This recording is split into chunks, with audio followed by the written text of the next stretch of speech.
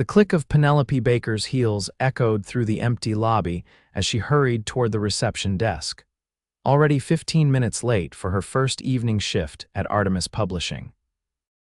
Rain had soaked through her thin jacket, leaving her blouse damp and her carefully styled hair limp against her shoulders. Perfect first impression. "I'm so sorry I'm late," she gasped, addressing the woman behind the desk who was gathering her belongings. The subway flooded and they shut down the line. The departing receptionist, Marcy, according to her nameplate, looked Penelope up and down with thinly veiled skepticism. "It's fine. Night shifts are usually dead anyway. Just answer phones and log visitors." She handed over a binder. "Emergency numbers, protocols, extension directory. The security guard makes rounds every 2 hours. Don't leave the desk unattended for more than 5 minutes."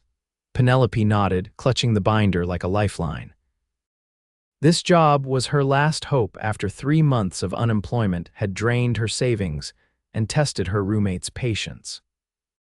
The evening receptionist position wasn't ideal. The hours would make pursuing her illustration career difficult, but the pay was decent, and Artemis Publishing was one of the most prestigious houses in the city. "One more thing," Marcy added, slinging her purse over her shoulder. "If Vincent Aldridge comes in, call security immediately." Penelope blinked.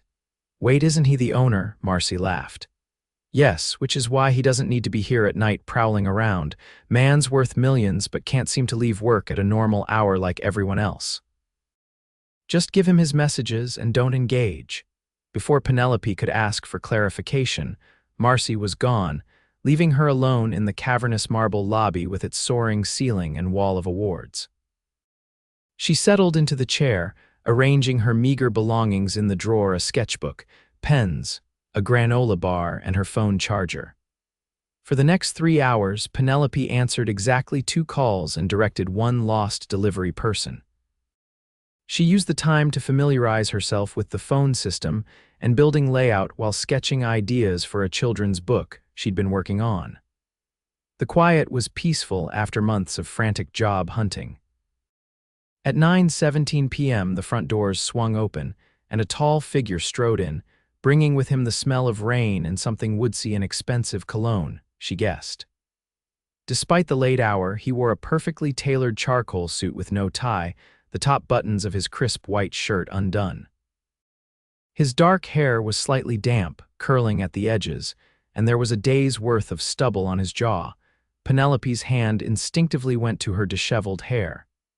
This had to be Vincent Aldridge. No ordinary employee would carry themselves with such confidence at this hour. She sat up straighter, remembering Marcy's warning. "Good evening," she said, her voice steadier than she expected. "Can I help you?" He stopped, seeming genuinely surprised to see someone at the desk. "You're new." "Yes, sir. First night. I'm Penelope Baker, the evening receptionist." He approached the desk, and she noticed his eyes an unusual shade of gray-blue like storm clouds. "Vincent Aldridge, I own the place." Despite knowing who he was, Penelope felt her cheeks warm under his direct gaze. "Mr. Aldridge, would you like me to call security to escort you?" A smile tugged at the corner of his mouth. "Security? To escort me where exactly?" "I was told," she faltered, realizing how ridiculous it sounded. "I'm sorry, I misunderstood the protocol." Vincent leaned against the counter, amusement dancing in his eyes. "Let me guess. Marcy told you to call security if I showed up." Penelope nodded, mortified. "It's a running joke. She thinks I work too much." He glanced at her desk, his gaze landing on her open sketchbook. Before she could close it, he tilted his head to examine the drawing: a rabbit in a bow tie sitting on a stack of books. "You're an illustrator," he stated, not a question. "Aspiring," she corrected. "It's just something I do on the side." "May I?" He gestured to the sketchbook. Reluctantly, Penelope handed it over, watching nervously as he flipped through the pages. Each contained character designs for her children's book, a story about animals running a bookstore. "These are excellent," he said, genuine admiration in his voice. "Have you shown these to our children's division?" "No, she hesitated. "I only started tonight. I don't want to seem presumptuous." Vincent handed the sketchbook back. "You should. We're always looking for fresh talent." He glanced at his watch. "I need to grab some files from my office." I'll be down shortly. As he walked toward the elevator, Penelope called out, "Mr. Aldridge," he turned. "There are some messages for you." He walked back to the desk and she handed him several pink slips. Their fingers brushed, and Penelope felt a jolt of something she hadn't experienced in a long-time attraction, mixed with intimidation and curiosity. "Thank you, Penelope Baker," he said, his voice lower than before. "I look forward to seeing more of your work." As the elevator doors closed behind him, Penelope exhaled slowly. This was not how she'd expected her first night to go. Over the next 2 weeks, Penelope settled into the rhythm of her job. The evening shift was as quiet as Marcy had promised, giving her ample time to work on her illustrations. She learned that Vincent Aldridge frequently worked late, often being the last person to leave the building well after midnight. Each time he passed through the lobby, he would stop to chat with her. Their conversations started with polite small talk, the weather, building maintenance issues, messages from his assistant. But gradually, they evolved into discussions about books, art, and publishing. Penelope found herself looking forward to these brief exchanges, even as she reminded herself of the vast difference in their positions. Vincent, she learned, had inherited Artemis Publishing from his father, but had transformed it from a struggling mid-size press into one of the industry's powerhouses. Despite his wealth and status, he seemed genuinely interested in her opinions and aspirations. On a particularly quiet Wednesday night, Vincent emerged from the elevator carrying a manuscript box. "Still here?" Penelope asked, glancing at the clock. "It was nearly midnight, deadline for our fall list," he explained, setting the box down. "I've been reviewing submissions." "Shouldn't editors be doing that?" he smiled. "Old habit. I started in the slush pile reading unsolicited manuscripts. Sometimes I still find gems the editors miss." He paused, studying her face. "You look tired," Penelope shrugged. "Long day. I had a job interview this morning." Something flashed across Vincent's face: concern, maybe disappointment. "You're leaving Artemis, not the reception job," she clarified quickly. "It was for an illustration position at a greeting card company, just part-time," and she sighed. "They went with someone with more commercial experience." Vincent frowned. "Their loss." He seemed to contemplate something, then asked, "Have you shown your portfolio to anyone here yet?" "No," she admitted. "I've been working up the courage." "Come with me," he said suddenly, picking up the manuscript box. "What, now, but the desk? It's midnight, Penelope. I think the lobby will survive without you for 15 minutes. Curious and a little nervous, she grabbed her sketchbook and followed him to the elevator. They rode in silence to the top floor, where Vincent's corner office overlooked the city. Floor-to-ceiling windows revealed a panorama of twinkling lights against the night sky. "Wow," Penelope breathed, momentarily forgetting her nervousness. "Best view in the building," Vincent agreed, setting down the box and clearing space on a large conference table. "May I?" He held out his hand for her sketchbook. She handed it over, watching anxiously as he spread her illustrations across the table. His expression was unreadable as he examined each one. "These are even better than I remembered," he finally said. "Your style is distinctive, whimsical, but sophisticated." He looked up at her. "Why haven't you pursued this professionally?" Penelope leaned against the table, suddenly feeling very small in the spacious office. "Life got in the way. Art school debt, rent, reality, the usual story." Vincent nodded thoughtfully. "I know our children's division is looking for illustrators for a new series." He gathered her sketches, carefully placing them back in order. "I could put in a word with the creative director." Penelope's heart raced. "You do that? Only if your work merits it," he said seriously. "Which it does." "Thank you," she said quietly. "That would mean a lot to me."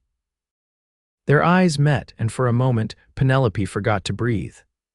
Vincent was standing close enough that she could see the faint lines around his eyes, the slight shadow of stubble on his jaw. He smelled like coffee and that same woodsy cologne from their first meeting.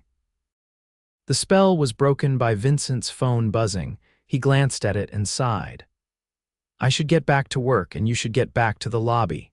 The next morning, Penelope woke to an email from Artemis Publishing's creative director, requesting a meeting to discuss illustration opportunities. She read it 3 times, convinced it was a mistake, before calling her roommate Victoria into her bedroom. "Look at this," she exclaimed, thrusting her phone at Victoria. "The creative director wants to meet with me." Victoria squinted at the screen. "How did this happen?" "Vincent Aldridge," Penelope admitted, still in disbelief. "He showed her my sketches." Victoria raised an eyebrow. "The millionaire owner who keeps hanging around during your shifts, the one you won't shut up about." "I don't talk about him that much," Penelope protested, her cheeks warming. "Sure, honey," Victoria patted her shoulder. "Just be careful. Office romances are complicated enough without adding a massive power imbalance." "It's not a romance, he's just being nice." "Millionaire executives aren't just nice to evening receptionists without reason," Victoria warned. "But hey, if he gets you an illustration gig, I'm not complaining." Penelope attended the meeting that afternoon, bringing her complete portfolio. The creative director, Miranda Chen, was impressed enough to offer Penelope a trial assignment illustrating a children's book about a penguin starting school. "This is a test run," Miranda explained. "If we like your work, there could be more projects." "Vincent speaks highly of your talent, but I need to see it for myself." "Of course," Penelope agreed, trying to contain her excitement. "Thank you for the opportunity." That evening, Penelope could barely contain herself when Vincent emerged from the elevator shortly after 9. "You're smiling," he observed, stopping at the reception desk. "Good news, the best," she gushed. "Miranda offered me a trial illustration job. Thank you so much for the recommendation." Vincent's smile mirrored her own. "I simply pointed her in the right direction. Your talent did the rest." "Still, I owe you. How about dinner?" The question caught her off guard. "Dinner, to celebrate," he clarified quickly. "There's a great Italian place around the corner that stays open late." Penelope hesitated, Victoria's warning echoing in her mind. But the genuine warmth in Vincent's eyes persuaded her. "I'd like that. I'm off at midnight." "Perfect. I'll meet you in the lobby." The restaurant was intimate and elegant, with white tablecloths and soft lighting. Despite the late hour, the owner greeted Vincent by name and led them to a corner table. Penelope felt underdressed in her work clothes, but Vincent seemed not to notice or care. Over pasta and wine, they talked more freely than they had in the lobby. Penelope learned that Vincent had fought for control of the company after his father's death, battling both his stepmother and the board of directors, who thought him too young and inexperienced at 26. "7 years later, they've mostly stopped questioning my decisions," he said with a wry smile. "Is that why you work such long hours? To prove yourself?" Vincent considered this. "Partly, but mostly because I love what I do. Books changed my life when I was a kid. My mother died when I was 8, and I lost myself in stories. Now I get to help create them." Penelope nodded, understanding. "That's how I feel about illustration, creating worlds for children to explore." Their conversation flowed easily until the owner gently informed them they were closing. Vincent insisted on walking Penelope to the subway despite her protests. "Thank you for dinner," she said as they reached the station entrance, "and for everything else." "My pleasure," Vincent replied, his gaze lingering on her face. "Good night, Penelope." As she rode the subway home, Penelope felt both elated and confused. The evening had felt suspiciously like a date, but she reminded herself of the reality. Vincent was her employer, sort of and far out of her league. Over the next few weeks, Penelope threw herself into the Penguin book illustrations while maintaining her evening shifts. Vincent continued to stop by the reception desk nightly, often bringing her coffee or asking about her progress. Twice more, they went to the Italian restaurant after her shift, and once to a 24-hour diner when she mentioned craving pancakes. These late-night outings felt increasingly like dates, though neither acknowledged it directly. They were careful to keep their interactions professional at the publishing house, but Penelope couldn't deny the electricity between them when they were alone. One night, as they walked back from the diner, Vincent's hand brushed against hers. After a moment's hesitation, he intertwined his fingers with hers. Neither spoke, but Penelope's heart pounded as they walked hand in hand through the quiet streets. At the subway entrance, Vincent finally broke the silence. "This is getting complicated, isn't it?" "What is?" Penelope asked, though she knew perfectly well. Us, he said simply. I find myself looking forward to the evenings, not because of work, but because I get to see you. Penelope swallowed hard. I feel the same way. Vincent stepped closer. I should probably maintain a professional distance. Probably, she agreed, not moving away. But I don't want to, he admitted, his voice low. Neither do I. The kiss, when it finally happened, was gentle at first, then deepening with a hunger that surprised them both. Vincent's arms encircled her waist, pulling her closer, and Penelope melted against him, forgetting where they were when they finally separated, both slightly breathless. Vincent rested his forehead against hers. I've wanted to do that for weeks. Me too, she confessed. This complicates things, he said, still holding her close. Penelope nodded. I know, I should probably look for another evening job. Vincent shook his head. No, we'll figure it out, but we should be discreet, at least until we know where this is going. Where do you want it to go? She asked, suddenly vulnerable. His answer was another kiss, briefer but no less intense. Let's find out together. Their relationship evolved cautiously over the following month. At work, they maintained a professional distance, but after hours, they explored their growing connection. They discovered shared interests in obscure films and spicy food, debated literature passionately, and gradually revealed more personal details of their lives. Vincent learned about Penelope's childhood in a small town, her struggle to convince her practical parents that art was a viable career, and her determination to succeed on her own merits. Penelope discovered Vincent's complicated relationship with his father's legacy, his passion for discovering new authors, and his secret dream of writing a novel someday. The illustration project was going well. Miranda had already hinted at extending Penelope's contract for additional books, but Penelope still kept her evening reception job, partly for financial security and partly because it gave her legitimate reasons to see Vincent daily. The dual nature of their relationship created occasional awkwardness. During the day, Penelope would catch glimpses of Vincent in meetings or the elevator, where they would exchange professional nods while suppressing knowing smiles. At night, they would sneak kisses in his office or hold hands under the table at late-night dinners. Their careful balance was disrupted when Artemis Publishing hosted its annual Authors Gala. As an illustrator for an upcoming book, Penelope was invited to attend. Though they had agreed to keep their relationship private, this would be their first time at a company event together. Penelope spent hours preparing, selecting a midnight blue dress that made her feel elegant without being ostentatious. Victoria helped with her makeup and hair, teasing her mercilessly about her millionaire boyfriend the entire time. Just remember, Victoria warned as Penelope prepared to leave, people are going to talk no matter what you do tonight. Office gossip is inevitable. The ballroom of the luxury hotel was transformed into a literary wonderland, with centerpieces inspired by classic novels and cocktails named after famous authors.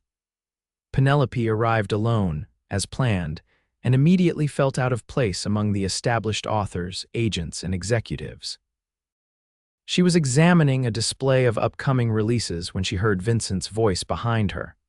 The Penguin book looks excellent. The illustrations are particularly charming. Penelope turned to find him looking devastatingly handsome in a black tuxedo. Thank you, Mr. Aldridge, she replied formally, aware of others nearby. I'm quite proud of it. Vincent's eyes conveyed what his words couldn't. You look beautiful, he said quietly. You clean up pretty well yourself, she returned, fighting the urge to straighten his bow tie. They maintained a professional distance throughout the evening, though Penelope frequently felt Vincent's gaze following her across the room. She was chatting with Miranda about the next book in the series when she overheard a conversation from a nearby group. Of course she got the illustration contract, a woman's voice said derisively. Have you seen how Aldridge looks at her? Sleeping your way to success is the oldest trick in the book. Penelope froze, her champagne glass halfway to her lips. Miranda, who had also heard, looked mortified. Excuse me, Penelope murmured, setting down her glass and walking quickly toward the exit. She needed air, needed to escape the suddenly stifling atmosphere of the ballroom. She found a quiet terrace overlooking the hotel's garden. The night air was cool against her flushed skin as she gripped the stone balustrade, fighting tears of anger and humiliation. "Penelope," Vincent's voice came from behind her. "What happened?" She couldn't look at him. "You should go back inside, people will talk." "They're already talking," he said, moving beside her. "Miranda told me what you overheard. Is that what everyone thinks, that I got the job because we're—" She trailed off, unable to find the right word for what they were. Vincent sighed heavily. "Some people will always think the worst. But Miranda knows talent when she sees it. Your work speaks for itself." "But our relationship complicates everything," Penelope said, finally turning to face him. "Maybe we should take a step back, at least until I establish myself professionally." Vincent's expression tightened. "Is that what you want?" "No," she admitted, "but I need to know I earned my success." "You have," he insisted, reaching for her hand. "But if space is what you need, I understand." Before she could respond, the terrace door opened and several guests spilled out, cocktails in hand. Seeing Vincent and Penelope, they hesitated before retreating back inside, but the moment was broken. "I should go," Penelope said, pulling her hand from his. "Good night, Vincent." For the next week, Penelope avoided Vincent as much as possible, switching shifts with the daytime receptionist to minimize their contact. She threw herself into finishing the penguin illustrations and began sketches for another potential project. But avoidance couldn't solve the fundamental issue. She had fallen in love with Vincent Aldridge, and their professional connections made that complicated. Every sketch she completed, every illustration she refined, came with the nagging doubt: would this have happened without Vincent's influence? On Friday afternoon, Miranda called Penelope into a meeting to review the completed Penguin book illustrations. "These are excellent," Miranda said, examining the final spreads. "The author is thrilled, and marketing thinks this could become a series." "Thank you," Penelope said, relief evident in her voice. "That means a lot." Miranda closed the portfolio and fixed Penelope with a direct look. "I need to address something. There are rumors about you and Vincent." Penelope's stomach clenched. Let me finish," Miranda interrupted. "Whatever is or isn't happening between you two is none of my business. But I want to be absolutely clear. You got this job because of your talent. Vincent showed me your work, yes, but I've been in this business for 20 years. I don't hire artists because the boss has a crush on them." Penelope blinked, surprised by her candor. "Thank you for saying that. That said," Miranda continued, "office relationships are complicated. If you're going to pursue this, you need to be transparent. The sneaking around is causing more talk than the relationship itself would." Penelope nodded, absorbing this advice. "I appreciate your honesty." That evening, she returned to her evening receptionist shift, knowing Vincent would likely stop by. She needed to have an honest conversation with him about their future, both personal and professional. When the elevator doors opened at 9:30, however, it wasn't Vincent who emerged, but his executive assistant, Caroline. "Penelope," Caroline greeted her. "Vincent asked me to give you this." She handed over an envelope. "He's been called to Chicago for an emergency meeting with a major author. He'll be back Monday." "Oh," Penelope said, trying to mask her disappointment. "Thank you." After Caroline left, Penelope opened the envelope to find a handwritten note. "Penelope, I'm sorry for leaving without saying goodbye. This meeting couldn't be rescheduled. I've been thinking about what you said at the gala. You're right that our situation is complicated, but I don't believe the answer is stepping back. I believe in your talent completely, as does everyone who matters at Artemis. What I feel for you has nothing to do with work, and everything to do with the person you are: talented, kind, determined, and brave. When I return, I hope we can talk about moving forward, not stepping back."